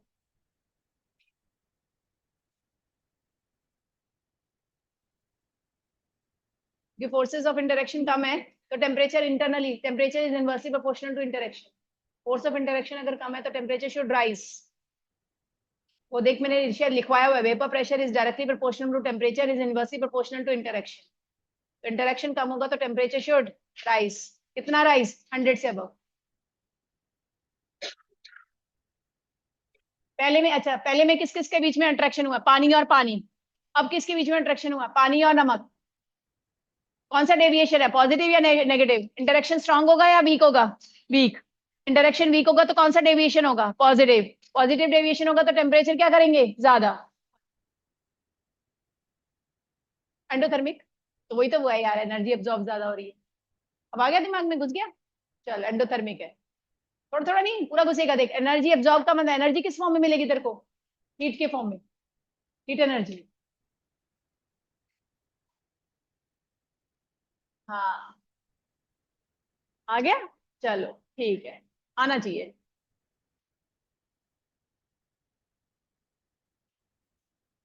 सबको आगे समझ में? यस, बिल्कुल। तो मैं क्या बर्नर तेज कर रही हूँ? नहीं। क्या हो रहा है? विसल जल्दी बन रही है भाई। क्यों बन रही है? क्योंकि जो नया इंटरेक्शन वीक है, नया इंटरेक्शन वीक है तो एंडोथर्मिक रिएक्शन होगी, पॉजिटिव डेविएशन होगा। एंडोथर्मिक में एनर्जी अपने आप आती है, तो एनर्जी किस फॉर्म में आ रही है? हीट। हीट मतलब टेम्परेचर, टेम्परेचर मतलब अबव 100 डिग्री। खाना जल्दी मिल जाएगा भाई, ठीक है। चलो, इसीलिए कहते हैं पेरेंट्स, पुराने जमाने कहते थे नमक डालो जल्दी बचे पकेंगी सब्जियां, तो ये रीजन है। प्रिजर्वेटिव तो उसको क्या करता है? कौन किसको प्रिजर्वेटिव बना रही है? वो तो हम किसी चीज, वो तो एक प्रिजर्वेटिव की फॉर्म में एक्ट करता है, वो तो उसकी वो है, प्रॉपर्टी है। नॉर्मली तो हम नमक डाल रहे हैं, तो जो नमक अभी हम खाने में नॉर्मल डालते हैं वो एज अ प्रिजर्वेशन के लिए थोड़े ना डालते हैं, तो खा के खत्म। तो पिकल्स और उनके लिए बेटा, बैक्टीरियस नहीं बनते इसलिए, तो इसकी एक प्रॉपर्टी है। तो उसे प्रिजर्व ही कर दिया, राजमा खाया खत्म, मांजो बर्तन। हाँ जी बेटा, इसको प्रिजर्व थोड़ा करके रखना 10 दिन राजमा को, अगले दिन फिर बन जाएंगे। आगे समझ में? देखो, इतना इजी एग्जांपल समझाया आपको, इसी से सारा समझ में आ जाता है। आगे बिल्कुल क्लियर? ओके। अब प्रॉब्लम क्या है? लिमिटेशन। सुनो अब लिमिटेशन। ये जो डेल्टा टीवी है ना, इसको मेजर करना बहुत एक्सपेंसिव है यार। ये हमारा एक नॉर्मल थर्मामीटर, हम अपना फीवर थर्मामीटर से इजीली कैलकुलेट कर लेते हैं, पर इसको हम नॉर्मल थर्मामीटर से कैलकुलेट ही नहीं कर सकते। सुनो क्या रीजन है। इफ टीबी की वैल्यू हमारे पास है 100.05, इतना ही डिफरेंस आता है बेटा, और टी नॉट बी पानी का होता है 100 डिग्री सेल्सियस। तो अगर मैं डेल्टा टीबी डिफरेंस निकालूं तो TB minus T not be, 100.05 minus 100 कितना आ गया, 0.05 डिग्री सेल्सियस। ये वैल्यू बहुत ही क्या है, small, highly sensitive, can't be calculate bye simple thermometer. जो हमारे घर में थर्मामीटर पड़ा है ना, उससे कैलकुलेट नहीं कर सकते। मास्टर शेफ देखा है, उसमें थर्मामीटर भी लगाते हैं, हाँ जी देख लो, ये वाला वो नहीं होगा। ठीक है, इसके लिए हमें स्पेशल थर्मामीटर यूज करना पड़ता है। Use special thermometer that is highly expensive. Name is Beckman thermometer. कौन सा थर्मामीटर यूज करते हैं, बेकमैन, जो छोटी से छोटी वैल्यूज को भी क्या कर सकता है, calculate, and it is highly expensive. इसीलिए elevation in boiling point is highly expensive math calculate करना। ठीक है, फीवर तो ना 100 रुपए का लो थर्मामीटर हो जाएगा, ये थोड़ी ना है, तो लाखों में जा रहा है। ठीक है ना, तो बेकमैन थर्मामीटर जो है आपका क्या है, ये लिमिटेशन बन गई। दूसरी point, second point, KB value is same in degree Celsius और इन केल्विन। ये पहली पॉइंट आया भाई। आपका क्वेश्चन डिग्री में चल रहा है तो डिग्री में चलने दो, केल्विन में चल रहा है तो केल्विन में चलने दो, क्योंकि केबी की वैल्यू सेम ही रहती है। यानी अगर मैं 0.52 केल्विन बोलूंगी तो भी वही रहेगी, 0.52 डिग्री बोलूंगी तो भी वही रहेगी। सो delta TB also calculate in degree Celsius और इन केल्विन, जबकि ऐसा होना नहीं चाहिए, सेम रेट नो। तो हमारे पास पूरी केमिस्ट्री में दो प्रॉपर्टी हैं जो डिग्री और केल्विन में सेम आती है, एक ये जो अभी करी है, एक इससे नेक्स्ट जो मैं अब करूंगी। तो दोनों प्रॉपर्टीज, डिग्री में क्वेश्चन है तो डिग्री में चलने दो, केल्विन में है तो केल्विन में चलने दो। हर बार डिग्री को एसआई यूनिट केल्विन में चेंज नहीं करना। ये लिमिटेशन है, क्योंकि केबी की वैल्यू डिग्री और केल्विन में क्या रहती है, सेम। क्योंकि क्योंकि बेकमैन थर्मामीटर से यही कैलकुलेट होता है। अच्छी बात नहीं है, क्योंकि एसआई यूनिट हमारी केल्विन है, तो एसआई यूनिट के अकॉर्डिंग डिग्री में आंसर अलग आना चाहिए और केल्विन में आंसर अलग आना चाहिए। जैसे उसमें 273 ऐड कर रहे हो, आंसर अलग अलग आना चाहिए, इसमें ऐसा नहीं। तो डिप्रेशन इन फ्रीजिंग पॉइंट जो अगली है, और एलिवेशन इन बॉइलिंग पॉइंट, यानी जो दोनों टेम्परेचर पर बेस्ड है, दोनों में यही प्रॉब्लम है। तो इस चैप्टर के अंदर ही हैं वो दोनों, और किसी चैप्टर में नहीं है केमिस्ट्री में। बाकी सभी केमिस्ट्री के चैप्टर में हम किस में लेते हैं, थर्मो में क्या करते थे सारे क्वेश्चन, कैल्विन। इक्विलिब्रियम में भी क्या करते थे, कैल्विन। ठीक है, बाकी इस पूरी +2 की चैप्टर में भी क्या करेंगे, कैल्विन। सिर्फ दो प्रॉपर्टीज में क्या होगा, डिग्री और कैल्विन में सेम रहेगा। तो प्लीज ये मत कर देना कि डिग्री को केल्विन में चेंज कर दो, डिग्री है तो डिग्री चलने दो, केल्विन है तो केल्विन चल। इसको लिमिटेशन ही बनाया जाता है, एप्लीकेशन नहीं होती है अकाउंट।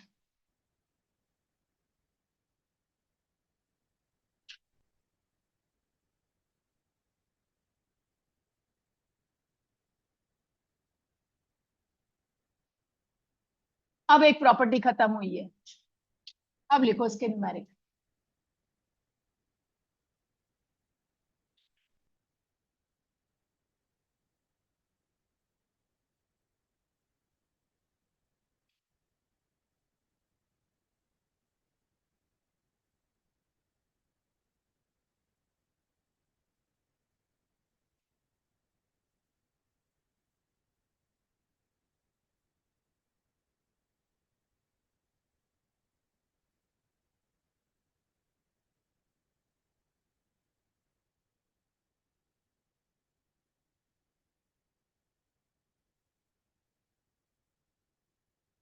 आगे परी बिल्कुल, अनंतिका, आने बेटे,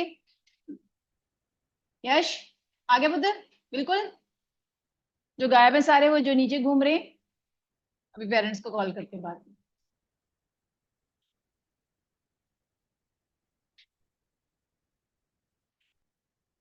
मास बंक पे होंगे सारे, एक ही साथ गए होंगे, किसी का बर्थडे होगा, सारे भाग गए होंगे।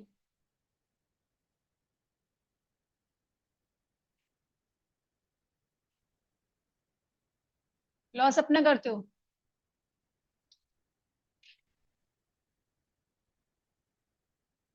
लिखो लिखो, थोड़ा स्पीड से लिखो भाई, अगली भी करनी है मुझे। लिखने का काम थोड़ा सा स्पीड से करा करो, इतना स्लो लिखते हो।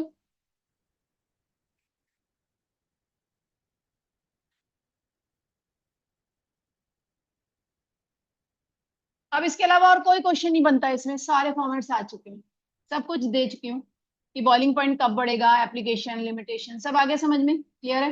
अब हम डालते हैं इस पे न्यूमेरिकल्स। तो मैं आपको 3 डिफरेंट डिफरेंट टाइप के न्यूमेरिकल्स देती हूँ। चलो question number 1,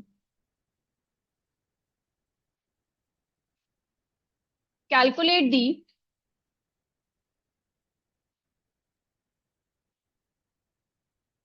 KB for water. एतल कितना रह गया बेटे, कर ले, हो गया। किस किस का रह गया अभी, आदित्य भट्ट हो गया, सिया, चलो। Calculate the K B for water given that 0.2 molal solution of non-volatile and non-ionic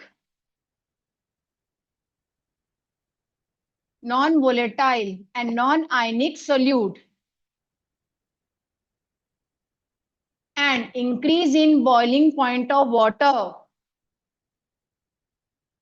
increase in boiling point of water by 0.104 Kelvin। Kelvin में हो केल्विन में चलने दो, डिग्री में हो तो डिग्री में चलने दो।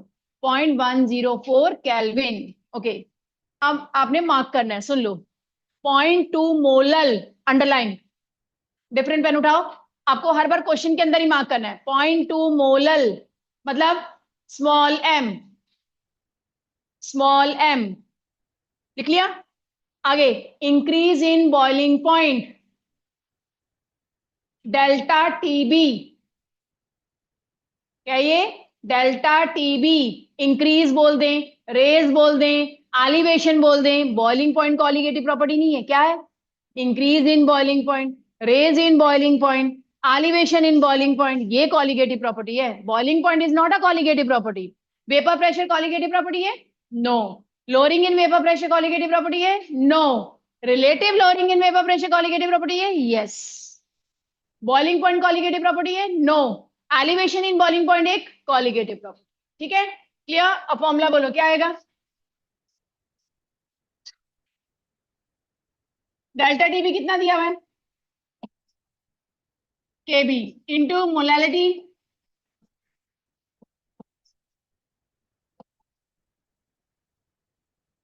इसकी यूनिट केल्विन, इसकी यूनिट 0.2 के साथ क्या लिखा हुआ है, मोलल। ये केल्विन और ये मोलल बताया था मैंने आपको, केल्विन पर मोलल। तो केबी पानी का आ गया, ये देखो यूनिट ध्यान रहेगी, 0.52 केल्विन पर मोलल। डालो,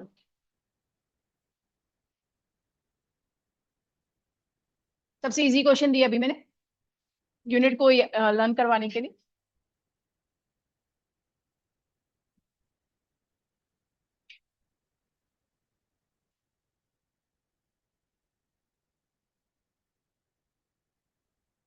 now question number 2,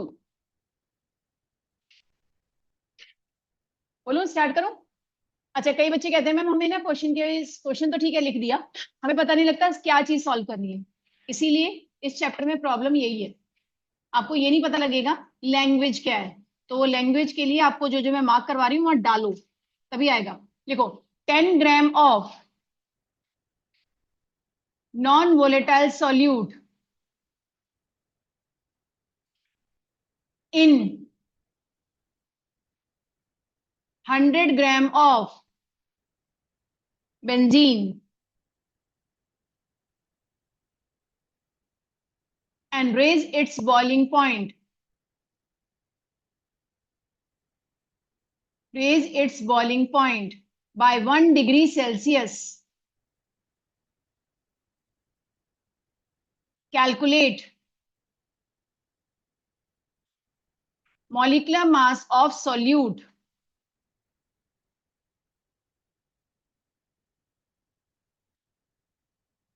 if Kb of benzene is, paper में दी होगी भाई, Kb of benzene is 2.53 Kelvin, आगे यूनिट बोलो, पर मोलल, केल्विन पर मोलल. ओके, अब इसमें मार्क करना है 10 ग्राम किसका है, सोल्यूट, ऊपर लिखो WB 10 ग्राम के ऊपर. आपने जब होमवर्क में भी करना है ना, ऐसे ही करना है. 10 ग्राम के ऊपर क्या लिखा, WB डिजोल्व इन किसमें, 100 ग्राम WA. अच्छा, इन से पहले वाला सामान सॉल्यूट, इनके बाद वाला सामान सॉल्वेंट या सॉल्यूशन. ओके, अगला रेज इट्स बॉइलिंग पॉइंट, क्या है, डेल्टा TB. हो गया. Molecular mass MB. हो गया. क्या दिया और KB. आगे फॉर्मूला, तो फॉर्मूला बोलो क्या है हमारे पास, शाबाश, फॉर्मूला बोलोगे आपके पास क्या है, delta TB is equal to KB into WB into 1000 upon MB into WA. कितना डिग्री, 1 डिग्री, 1 डिग्री, डिग्री को डिग्री रहने दो. आगे KB 2.53, WB 10 into 1000 upon MB into 100.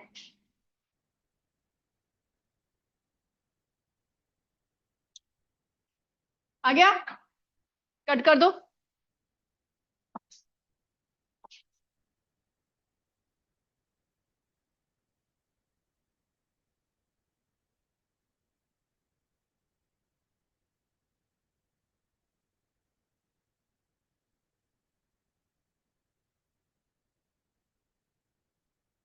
दोबारा बोलो, ये वाला 2 पॉइंट.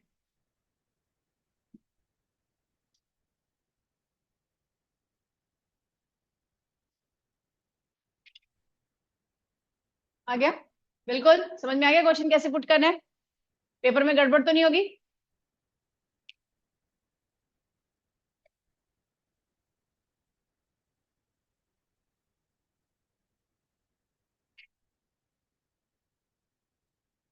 Question number 3. अब थोड़ा और टिपिकल दे देते हैं, समझ में आ गया कैसे निकालना है, डालो.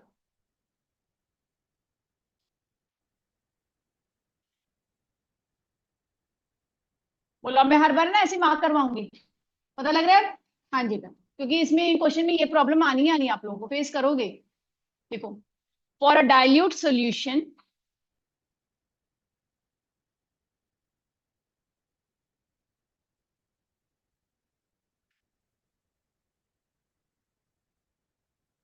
हो गया बेटे खुद, 2.53 का भी 100 उठाया है, उड़ा दे उसका भी, 253 आ गया. देखो, for a dilute solution, Rajesh आ गया आपको बेटे. देखो, for a dilute solution containing 2.5 gram of non volatile and non ionic solute in 100 gram of water,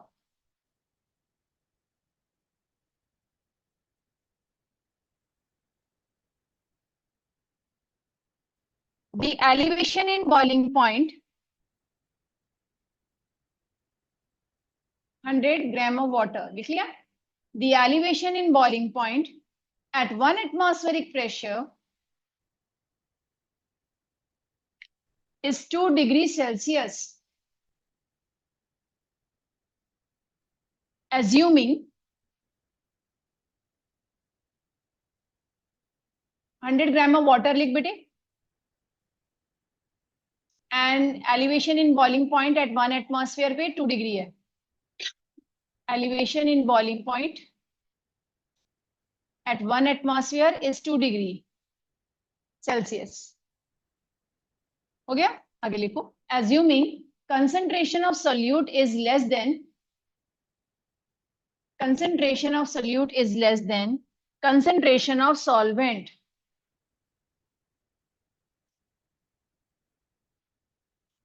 लिख लिया?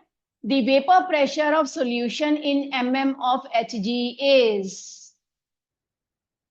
The vapor pressure of solution in mm of Hg is option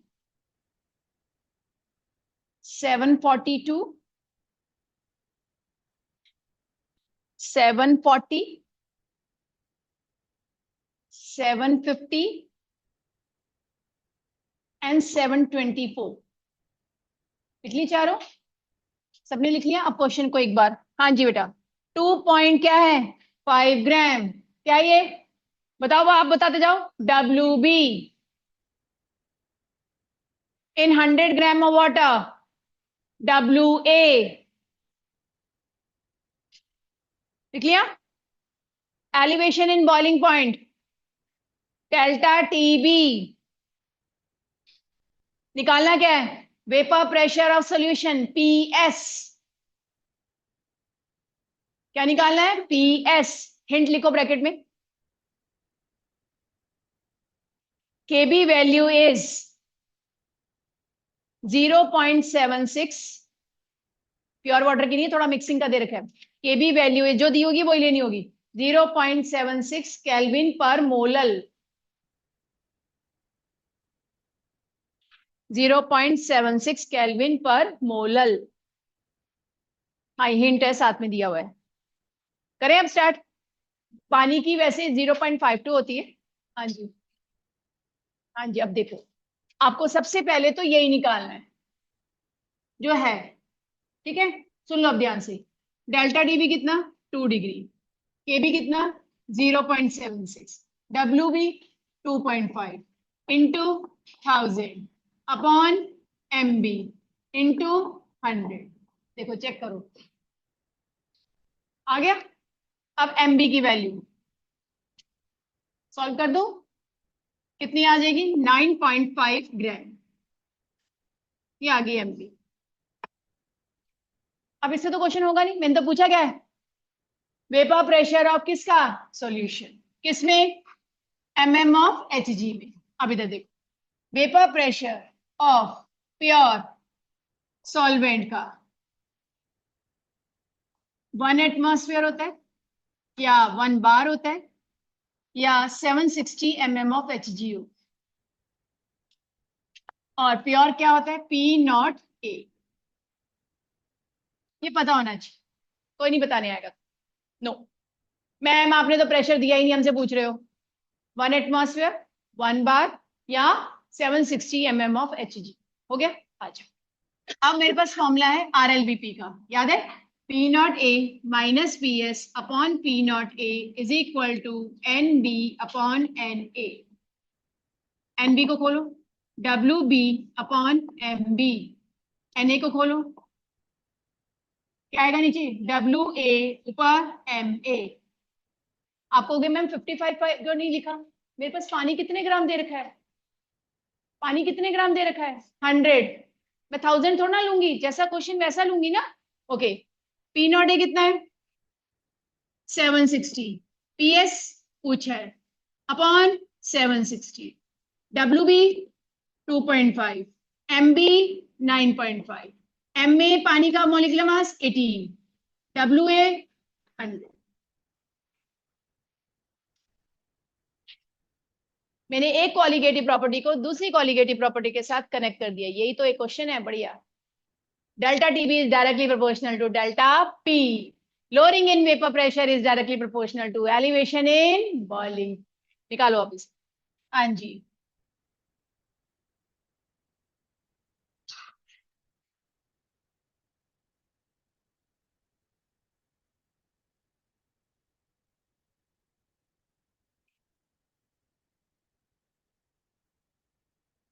ये आएगा. तो 760 minus PS upon 760 is equal to 9 upon 95 into 2.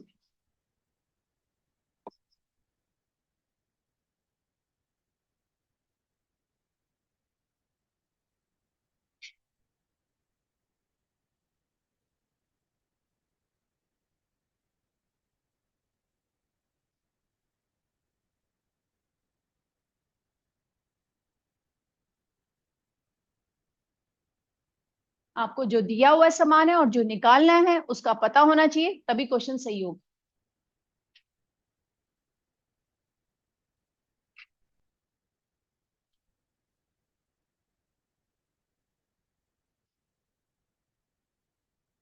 मैं लिख दूं answer?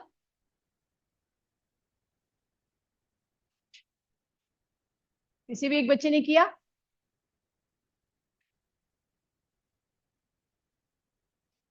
हर्ष, तेज उम्मीद है स्पीड से करता है तू ऐसे कैलकुलेशन।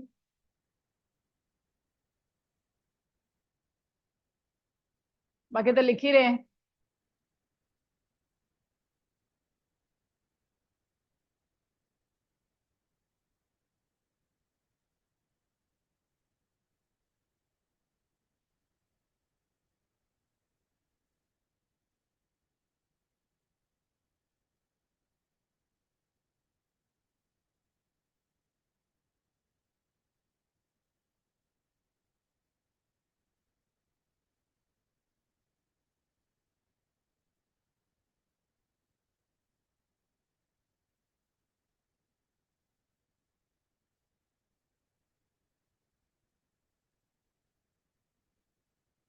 724 ऑप्शन मिल गया आपको सभी को। ऐसे आएंगे क्वेश्चन जब जेई और में क्वेश्चन आते हैं ना, ये जेई के रिस्पेक्ट में दिया मैंने। Delta T B is directly proportional to delta P, इस तरह का क्वेश्चन बनता है। क्लियर है? हाँ जी बेटा। अब आ जाओ, ये थी हमारे पास क्या कुछ सारे अलग अलग टाइप के लिए क्वेश्चन। इन तीनों के अलावा कोई टाइप नहीं बनेगा। ठीक है, ये तीनों टाइप्स आपके पास आ गए। अब हम लेंगे थर्ड कॉलिगेटिव प्रॉपर्टी। कौन सी भाई? आंसर लिख लो इसका, क्या आ रहा है? PS 724 option D.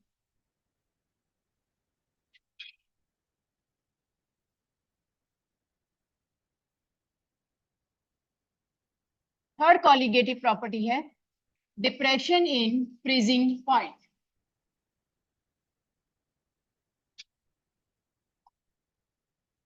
अच्छा, अब आपने फिर मेरे हैंड्स को देखना है प्रॉपरली, उसी के ऊपर काम करेंगे हम। फ्रीजिंग पॉइंट क्या होता है? What do you mean by freezing point? Ma'am ice freeze हो रही है या पानी फ्रीज हो रहा है? नहीं, ऐसा कुछ नहीं होगा। क्या होता है, जब आइस और पानी दोनों का वेपर प्रेशर जिस टेम्परेचर पे बराबर हो जाता है, उस टेम्परेचर को क्या बोलते हैं? Freezing point. आपको मालूम है प्योर पानी यानी जो H2O है वो तीन फॉर्म में होता है, सॉलिड, लिक्विड और गैस। यानी सॉलिड फेज का वेपर प्रेशर जब लिक्विड फेज के बराबर हो जाता है, उस टेम्परेचर को हम क्या बोलते हैं? Freezing point. ठीक है, अब इधर देखो, ये फिर वही हैंड्स दो। Freezing point of pure solid water and pure liquid water. Pure ले रही हूं, कुछ नमक वमक नहीं डाला है, तो फ्रीजिंग पॉइंट क्या होगा बेटा? Vapour pressure of pure ice become equal to the vapour pressure of pure water. पानी की लिक्विड फेज और पानी की सॉलिड फेज, इन दोनों का जब वेपर प्रेशर बराबर हो जाएगा, उसे आप क्या बोलोगे? Freezing point. नहीं बेटा, समझना है, नहीं तो सारे एमसीक्यू एप्लीकेशन सब गलत हो जाएंगे इसमें, पहली बोल रही हूँ। और ये सबसे हार्डेस्ट चैप्टर काउंट होता है एप्लीकेशन बेस्ड। तो क्या है? Freezing point of solid phase, vapor pressure of solid phase become equal to the vapor pressure of liquid phase। ये दोनों बराबर है, आइस और पानी। हो गया वेपर प्रेशर भी। अब तुमने किस में डालना है? पानी में नमक डालना है या आइस में नमक डालना है? अभी तक किस में डाल रहे हैं? पानी में। ये रहा, ये कौन थी? आइस। ये कौन है? पानी। आइस वहीं की वहीं पड़ी है, वेपर प्रेशर। पानी का वेपर प्रेशर नमक डालने से कम। हो गया काम। अब क्या करोगे? इसको वेपर प्रेशर को किसके इक्वलाइज दिलाना है? आइस। आइस तो ठंडी होती है, तो टेम्परेचर बढ़ाऊंगी तो वेपर प्रेशर बढ़ जाएंगे और वाटर किस फॉर्म में चली जाएगी? गैस फॉर्म में। तो करना नहीं, क्या करना पड़ेगा? पानी को ठंडा करना पड़ेगा। ठंडा करने से टेम्परेचर को क्या करना पड़ेगा? डिक्रीज करना पड़ेगा। डिक्रीज करने का मतलब है वेपर प्रेशर किसके बराबर हो जाएगा? वेपर प्रेशर ऑफ आइस के। इसको तुम ऐसे समझो, हिल स्टेशन पे जब जाते हो, पूरी बर्फबारी हो रही है, और आप लोगों की जो गवर्नमेंट है वो नमक और CaCl2 डाल के उसकी रोड्स को क्लियर करती है। क्यों? नमक डालने से क्या होता है? जब हम सॉल्ट डालते हैं तो क्या होता है? फ्रीजिंग पॉइंट कम हो जाता है, टेम्परेचर कम हो जाता है, फिर आइस जल्दी नहीं बनती है, फ्रीजिंग पॉइंट कम हो गया, 0 से भी कम हो गया, तो आइस में जमेगी नहीं और क्लियर दी रोड्स। समझ में आ गया कि नमक डालने का, नमक का जब हम स्प्रे कर देते हैं किसी हिल एरियाज में जहां पे बर्फ जमी हुई है, तो उससे क्या होता है? जो नॉर्मल पानी का फ्रीजिंग पॉइंट है आइस का कितना है? 0 डिग्री, उससे भी टेम्परेचर कम हो जाता है। तो उससे क्या होता है? आइस जमेगी नहीं, क्योंकि टेम्परेचर क्या हो चुका है? कम। तो उसका मतलब है कि क्लियर हो गई हमारी बिल्कुल रोड्स, और इसमें इजीली हम सर्वाइव कर सकते हैं, सो ऑन सारा कुछ है। कॉन्सेप्ट समझ में आ गया? तो अब इसको लिखना कैसे है वो लिखो, definition. The temperature at which, हाँ जी, depression in freezing point. Depression का मतलब आजकल नॉर्मल बीमारी है डिप्रेशन, कुछ नंबर नहीं आते तो डिप्रेशन, ठीक है ना, नहीं तो आते तो रोने लग जाते हम लोग, ठीक है ना। तो इस बेचारे कांस्टेंट का नाम भी क्रायोस्कोपी की है, ठीक है। देखो, depression in freezing point.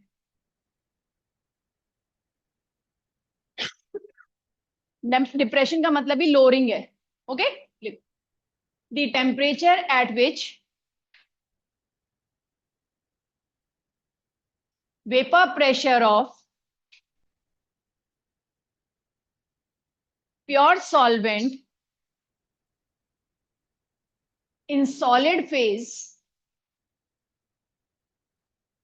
Bracket में लिख लो आइस, एग्जाम्पल को समझाने के लिए। Vapour pressure of pure solvent in solid phase, bracket में क्या लिखा है? Ice, becomes equal to the vapor pressure of pure solvent in liquid phase. Vapor pressure of pure solvent in liquid phase. Bracket में क्या लिख लोगे? H2O। लिख लिया सबने? ओके। अब आपके पास इसको कैसे बनाएंगे? आपके पास फ्रीजिंग पॉइंट जो होता है वो क्या होता है?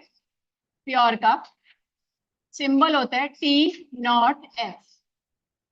तो सॉलिड फेज का वेपर प्रेशर किसके इक्वल है? लिक्विड फेज के वेपर प्रेशर।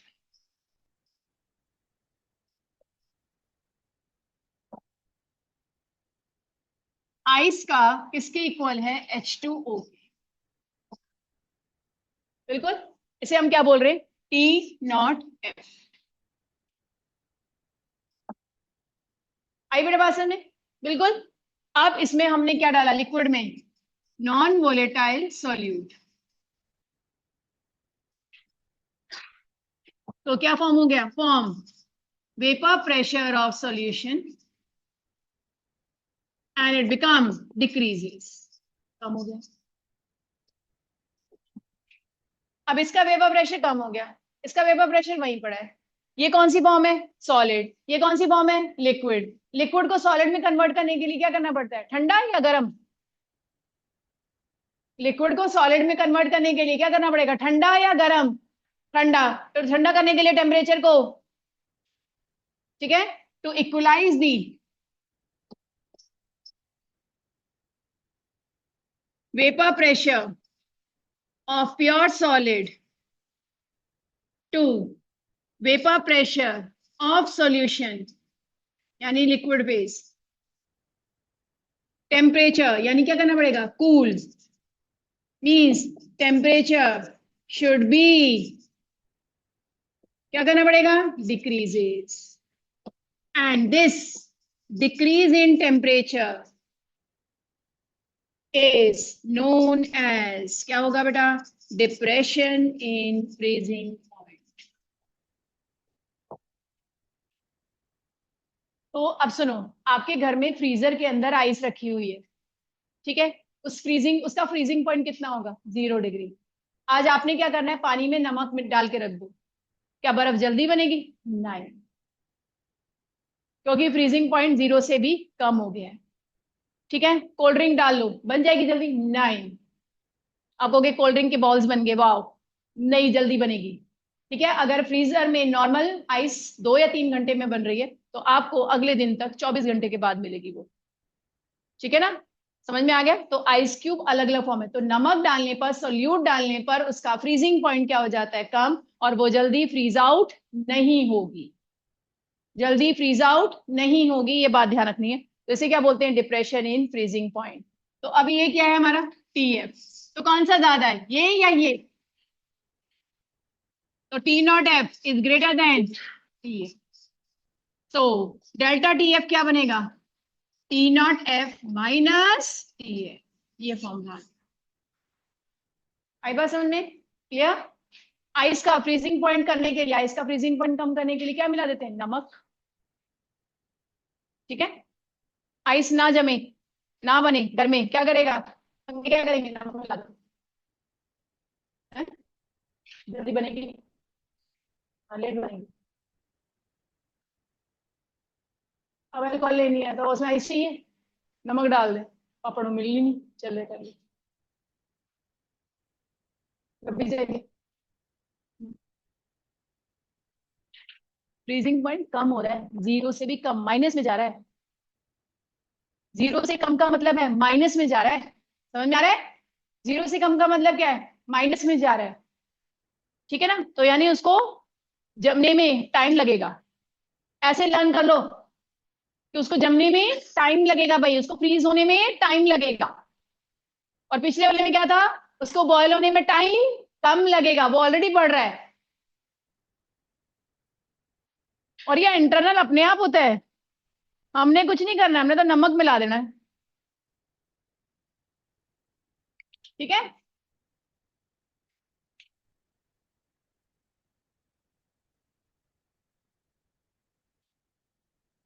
और जिस हिल एरिया में पानी के अंदर नमक हो वहां पे आइस नहीं बनती है, वहां पे आइस बन ही नहीं सकती है। अगर बन भी गई फ्लो हो जाएंगी, बनेगी नहीं, क्योंकि उनका फ्रीजिंग पॉइंट जीरो से भी क्या हो गया? कम। हाँ, हिल एरिया में किसी में बता रही हूँ, जहां पे पानी के अंदर नमक हो वहां पे बात करूँ। ठीक है ना, जहाँ पानी के अंदर बहुत सारा सॉल्ट होता है ना, वो नदी जमती नहीं है कभी भी। अब डल लेक जम जाती है क्योंकि उसमें सॉल्ट कम है, उसमें दूसरी इम्प्योरिटीज हैं। ठीक है ना, तो जिसमें सॉल्ट होता है, नमक होता है, और सॉल्ट्स होते हैं, मैग्नीशियम क्लोराइड, कैल्शियम क्लोराइड, वहां पे जो है लेक जल्दी जम जाती है। सच्ची मान्या, वहां पे लेक जल्दी जमेगी या लेट? जहाँ पे नमक होगा, जिस पानी में नहीं जमे। हाँ, क्योंकि इसमें नमक ही नमक है। ठीक है, बहुत सारे सी के अंदर नमक ही नमक है। क्लियर है, समझ में आ गया? हाँ जी, फटाफट बनाओ, फॉर्मेट डाल रही हूँ बस में।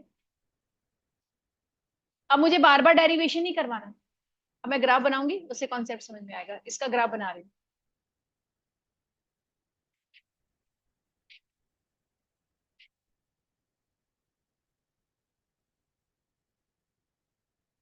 नमक डालने से फ्रीजिंग पॉइंट कम और बॉइलिंग पॉइंट बढ़ेगा, कुकिंग टाइम कम होगा और फ्रीजिंग टाइम बढ़ेगा। समझ में आ गया? उसमें हमने कुछ नहीं करना है कि हम हाथ से शेक कर रहे हैं कुकिंग टाइम या वो हो रहा है, कुछ नहीं कर रहे हैं हम लोग, बर्तन ने अपने आप करना है, और जो गैस पे रखा है उसने करना है। ठीक है, चलो। हाँ जी, कर लो करो।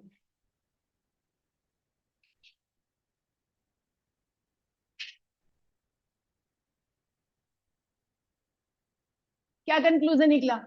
कि अगर सी वाटर में सॉल्ट होगा तो क्या होगा?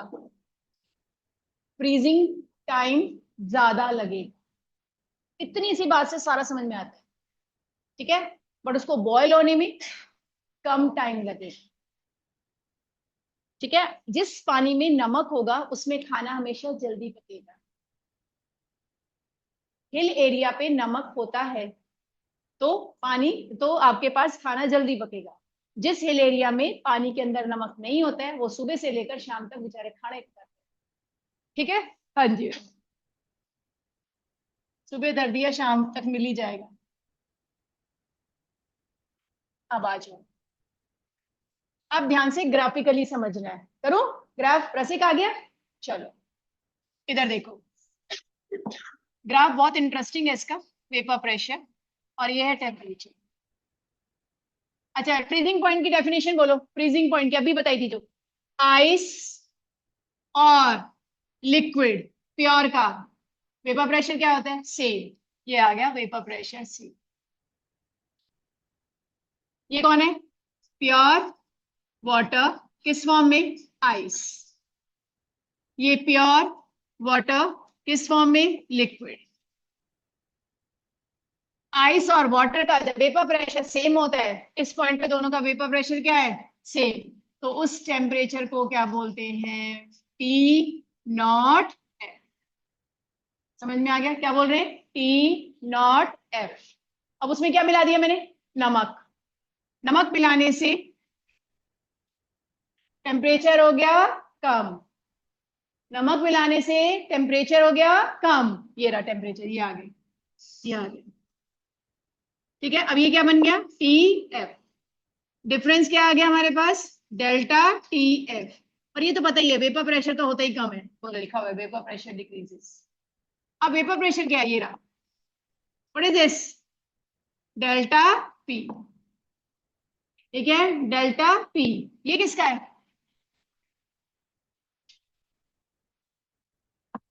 किसका है, सॉल्यूशन फेज। ये किसकी है, लिक्विड फेज। ये किसकी है, आइस फेज। आइस और लिक्विड का वेपर प्रेशर जब सेम, उस पॉइंट को आप क्या बोलते हो, टी नॉट है। जब सॉल्यूशन के साथ आइस कनेक्ट होती है तब आप क्या बोलते हो, टी एफ। ये T F is always smaller than T naught F and the difference between is known as delta T F. आ गया, ओके रुक जाओ अभी। Delta T F is a colligative property. Prove करने की जरूरत है नहीं, हम ऐसे ग्राफ से सीधा बनाते। We know delta TF is directly proportional to delta P. यानी lowering in vapor pressure is directly proportional to depression in freezing point. And we know delta TBP directly proportional to XB, directly proportional to NB, directly proportional to M. So delta TF is directly proportional to M. Bar bar proving नहीं करनी, एक बार कर चुके हैं, पिछले topic में भी तो किया ही था। ठीक है, बार बार नहीं करनी है, ये ध्यान रखना, क्योंकि ये आपके कोर्स में नहीं आएगी। डेरिवेशन आपको समझाने के लिए दी है मैंने। अब प्रोपोर्शनल को साइन को हटाने के लिए क्या लगेगा, constant. What is this, molal depression constant, another name cryo, रो रहे हैं ना, क्रायोस्कोपिक कांस्टेंट। ठीक है, अब कुछ की अब चले सुन लेते, जिन जिन स्टूडेंट्स का कल पेपर है या स्कूल में पेपर है, उसमें एक पॉइंट आएगा want of factor. Want of factor का सिंबल होता है आई। हर कॉलिगेटिव प्रॉपर्टी के राइट साइड में मल्टीप्लाई कर दोगे आई से। आई यहाँ पे नंबर ऑफ आयंस, NaCl में नंबर ऑफ आयंस कितने हैं, 2, CaCl2 में 3। अगर नॉन आयनिक है फिर तो आई 1 ही रहेगा। ग्लूकोज में कितने हैं, 0 नहीं बोलते, 1। 0 बोलोगे तो सारा मल्टीप्लीकेशन 0 हो जाएगा।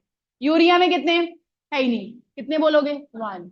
सुक्रोज में कितने हैं, है ही नहीं, कितने बोलोगे, 1। तो आपने हर फॉर्मूले में आई लगा लेना है। आई अगर आयंस नहीं है तो 1 डाल दोगे, आई है तो डाल दोगे। करवाऊंगी मैं नेक्स्ट क्लास में, सिर्फ इसलिए बोला है जिन बच्चों का पेपर अगर आ रहा है या सो ऑन।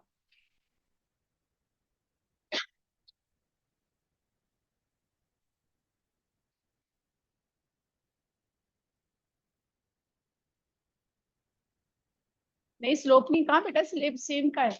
अब ये वाला इसके साथ करें, समझिए, ये वाला इसको चाहिए, एक ये वाला इसके साथ हो गया और ये वाला पूरा इसके साथ। समझ में आ गया? यहाँ पे दो जगह मीट हो रहा है ना, ये एक तो ये है, ये वाला पूरा किसके साथ कनेक्ट हो रहा है, इसके साथ। तो ये यहाँ पे मिल रहा है, बट एक चीज यहाँ पे भी तो मिल रही है, वो इसके साथ भी तो कनेक्ट हो रहा है। तो आइस सॉल्यूशन के साथ हो रहा है और आइस पानी के साथ भी हो रहा है। एक को डार्क कर लो, एक को थोड़ा लाइट रख लो, जिससे आपको बिल्कुल समझ में आ जाएगा।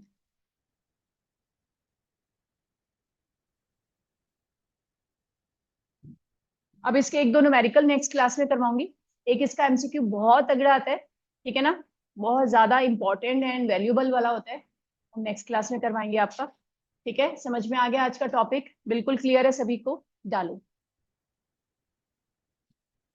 3 मई को ग्रैंड टेस्ट है, ध्यान रखना। जो टॉपिक रह जाएगा उतना मैं छोड़ दूंगी, बाकी सारा आपका पेपर में आए। Clear? Most probably next class में चैप्टर खत्म है। रिवीजन के लिए आपको इसकी एक्सरसाइजेस करते रहनी पड़ेगी, मॉड्यूल के क्वेश्चंस करते हुए होंगे। तो आप 4, 5, 6 सारे करने शुरू कर दो, मैंने तो आगे कल अगली क्लास में बोल देना ये चेक करूंगी।